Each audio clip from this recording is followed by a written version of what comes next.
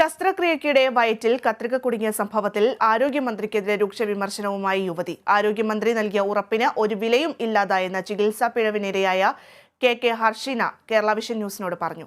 അന്വേഷണ റിപ്പോർട്ടുകളെല്ലാം മൂടിവെക്കുകയാണ്. തനിക്ക് നീതി നിഷേധിക്കപ്പെടുന്നതിന്റെ ഉത്തരവാദി സർക്കാരാണ്. ഉന്നതരായ പ്രതികളെ സംരക്ഷിക്കാൻ സർക്കാർ തലത്തിൽ നീക്കം നടക്കുന്നുണ്ടെന്ന് സംശയിക്കുന്നതായും ഹർഷിന പറഞ്ഞു. ഈ സംഭവത്തിൽ നിയമ നടപടി ആവശ്യപ്പെട്ട് ഹർഷിന കോഴിക്കോട് സിറ്റി പോലീസ് കമ്മീഷണർക്ക് പരാതിയും നൽകി. Kerala vision news exclusive. Kozhikode medical കോളേജിൽ കഴിഞ്ഞ 5 വർഷം മുൻപ് നടന്ന ശസ്ത്രക്രിയയ്ക്കിടെ ആർട്ടറി ഫോർസെപ്സ് വയറ്റിൽ കുടുങ്ങി ഏറെ ദുരിതമനുഭവിച്ച കെ ഹർഷിനയുടെ ജീവിതകഥ നമ്മളെല്ലാവരും അറിഞ്ഞതാണ്. അവരുടെ നീതി തേടിയുള്ള പോരാട്ടം പുതിയ സമരവഴികളിലേക്ക് എത്തിയിരിക്കുന്നു. അവരിപ്പോൾ കോഴിക്കോട് മെഡിക്കൽ കോളേജ് പരിസരത്ത് അനിശ്ചിതകാല നിരാഹാര സമരം തുടങ്ങിയിരിക്കുന്നു. ഒപ്പം തന്നെ തനിക്കുണ്ടായ ആ ഒരു അവസ്ഥയ്ക്കെതിരെ നീതി തേടി നിയമ പോരാട്ടത്തിന് കൂടി അവർ സാക്ഷിയാവുന്നു. ഇപ്പോൾ അവർ കമ്മീഷൻ ഓഫീസിൽ പരാതിയുമായി രംഗത്തെത്തിയിരിക്കുകയാണ്. കെ ഹർഷിനയോട് തന്നെ അതേക്കുറിച്ച് ചോദിക്കാം. എന്താണ് ഇപ്പോൾ ഒരു നിയമ പോരാട്ടത്തിലേക്ക് കൂടി കടന്നിരിക്കുകയാണ്, അതേക്കുറിച്ച് എന്താണ് പറയാനുള്ളത്? ഇത് ഈ ഒരു കത്രിക, അതായത് ആർട്ടറി ഫോർസെപ്സ് എൻ്റെ വയറ്റിലുണ്ട് എന്ന് അറിഞ്ഞ് അതെടുത്തിട്ട് ഇപ്പോൾ 6 മാസമായി. അതെടുത്ത് 11 ദിവസത്തിനുള്ളിൽ ഞാൻ ആരോഗ്യമന്ത്രിക്ക് പരാതി കൊടുത്തതാണ്. അതിനുശേഷം 2-3 സമിതി അന്വേഷിച്ചു. അവസാനമായിട്ട് ഇത് ഫോറൻസിക് അന്വേഷണത്തിന് കൊടുത്തു. ഫോറൻസിക് അന്വേഷണത്തിന് കൊടുത്തിട്ടും അതിൻ്റെ റിപ്പോർട്ട് ഉടൻ പുറത്തുവിടും പറഞ്ഞിട്ട് 1 മാസമായിട്ടും അതിൻ്റെ റിപ്പോർട്ടും ഇല്ല, റിസൾട്ടും ഇല്ല, വ്യക്തമായ ഒരു മറുപടിയും ഇല്ല. നമ്മളെ ചോദ്യത്തിനൊന്നും ഒരു മറുപടി ഇല്ല. അപ്പം നമ്മളെവിടെ പോയി നോക്കും? ആരോഗ്യമന്ത്രിൻ്റെ ഉറപ്പിലാണ് ഞാൻ ഇത്രയും ദിവസം നിന്നത്. അപ്പോൾ നമ്മൾ പോലീസ് സ്റ്റേഷനിലായിട്ട് നിയമത്തിൻ്റെ വഴിക്ക് പോയിട്ടില്ലായിരുന്നു. അപ്പോൾ ആ ഒരു ഉറപ്പിനും ഒരു വിലയില്ലാതാവുക എന്ന് കണ്ടതുകൊണ്ടാണ് ഞാൻ നിരാഹാര സമരത്തിലേക്ക് വന്നത്. ഇന്നലെ മുതൽ കോഴിക്കോട് മെഡിക്കൽ കോളേജിന് മുമ്പിൽ നിരാഹാര സമരത്തിലാണ്. ഇന്നലെ സൂചനാ സമരം എന്നുള്ള രൂപത്തിലായിരുന്നു ഇരുന്നത്. അപ്പോൾ യാതൊരു പ്രതികരണം ആരുടെ ഭാഗത്തുനിന്ന് വരാത്തത് കൊണ്ടാണ് എന്തും ഞാൻ തുടരാൻ തീരുമാനിച്ചത്. അങ്ങനെ അതിൻ്റെ ഇടയ്ക്കാണ് ഞാനിപ്പോൾ കമ്മീഷണർ സാറിൻ്റെ അടുത്തേക്ക് പരാതി കൊടുക്കാനായിട്ട് വന്നത്. എൻ്റെ എല്ലാ 5 വർഷത്തെ ദുരിതങ്ങളും എനിക്ക് കാരണക്കാരായവരെ കണ്ടുപിടിക്കുക, അവർക്ക് കറുത്ത നടപടി എടുക്കുക, പിന്നെ എനിക്ക് അർഹമായ നീതി ലഭ്യമാക്കുക. അതാണ് എൻ്റെ ആവശ്യം. അതാണ് ഞാൻ പരാതിയിൽ കൊടുത്തിട്ടുള്ളത്. എന്തായാലും അതിൽ പ്രതീക്ഷയുണ്ട്. ഇനി എന്താവും എന്നറിയില്ല.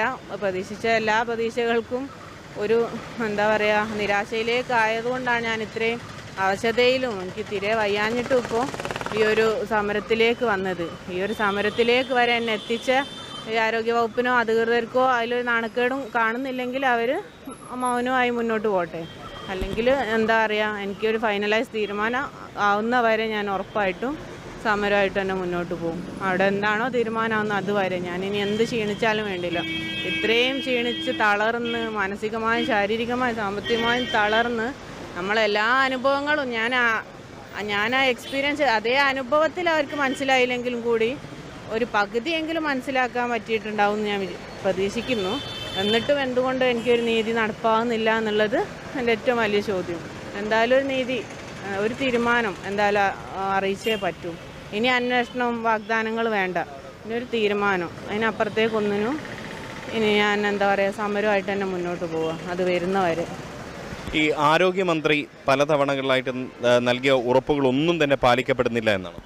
ഉറപ്പുകൾ അന്വേഷണങ്ങൾ നടക്കുന്നുണ്ട്. റിപ്പോർട്ട് ചോദിക്കുമ്പോൾ വന്നിട്ടില്ല എന്ന് പറഞ്ഞ റിപ്പോർട്ടുകൾ, പിന്നെ ഇതിൻ്റെ ഇടയ്ക്ക് ഞാൻ വയ്യാതെ ഹോസ്പിറ്റലിലായ സമയത്ത് ആ റിപ്പോർട്ട് അങ്ങനെ ഒരു അന്വേഷണം വന്നല്ലോ, അതിൻ്റെ റിപ്പോർട്ട് വന്നോന്ന് വെച്ചപ്പോൾ അത് വന്നിട്ട് ഒരാഴ്ചയായാലും വ്യക്തതയില്ല എന്ന് നമ്മൾ ഈ ഒരു അങ്ങോട്ട് വിളിച്ച് ചോദിച്ചിടത്തോളം വന്നിട്ടില്ല എന്ന് പറഞ്ഞ റിപ്പോർട്ട് വന്നിട്ട് ഒരാഴ്ച വ്യക്തതയില്ല എന്ന് പറഞ്ഞ് തേഞ്ഞു മാഞ്ഞു പോയി.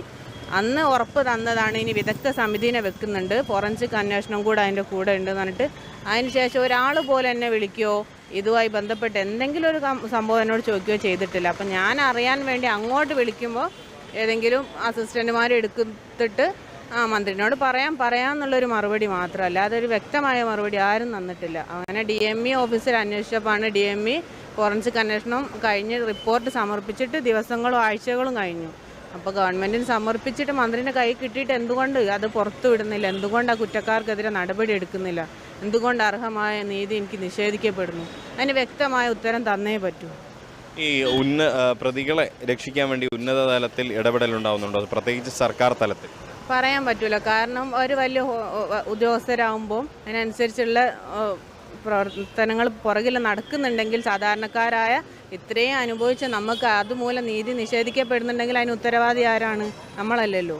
അപ്പോൾ അവരത് കണ്ടറിഞ്ഞ് നമുക്ക് ചെയ്തേ പറ്റും. നമ്മൾ അവർക്കെതിരെ എന്ന് പറഞ്ഞിട്ട് പോകുന്നില്ല. അത് അത്രയും വലിയൊരു അശ്രദ്ധ കൊണ്ട് വന്ന് എൻ്റെ ജീവൻ വരെ നഷ്ടപ്പെട്ടു പോയേക്കാവുന്ന അത്രയും വലിയൊരു ദുരന്തം തന്നെ.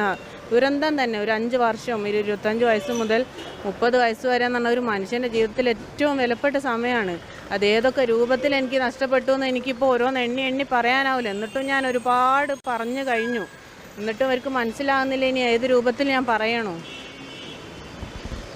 എന്തായാലും ഹർഷിനയ്ക്ക് നീതി ലഭിക്കണമെന്ന് കേരളവും ആവശ്യപ്പെടുന്നുണ്ട്. പക്ഷേ ആരോഗ്യവകുപ്പ് മന്ത്രി ഇനി നൽകേണ്ടത് വെറും വാക്കല്ല, ഇവർക്ക് ലഭ്യമാക്കേണ്ടത് നീതി തന്നെയാണ്.